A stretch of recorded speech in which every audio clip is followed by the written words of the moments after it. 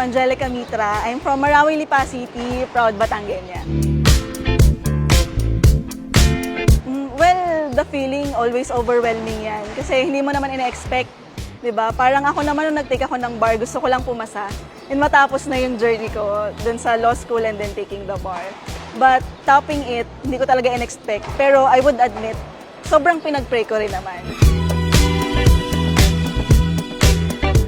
Kung nasan ako noon, well, mag-isa akong nag-abang ng results kasi parang hindi kaya ng feeling ko yung kasama yung family na nag-aabang. So, nag-book ako ng Airbnb at doon ako nag-abang mag-isa. I put my 100% dedication and commitment to it. So, kahit nag-work ako noon and I think I had very limited time, doon pa lang sa pag-aaral during law school and dito sa bar preparation, parang nakita ko na since I'm very much committed to it, kinaya ko siya.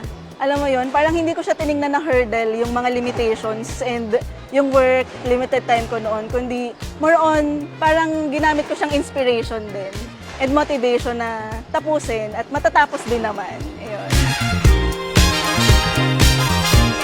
Bago pa ako mag-accountancy, it was already my dream. Actually, tinake ko yung accountancy kasi feeling ko noon it was the best pre-law course. Nakikita ko lang sila as, you know, very postura with the briefcase and all.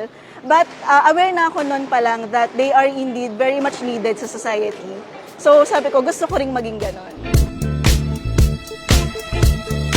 Una-una sa family ko, sa parents ko, relatives na very supportive.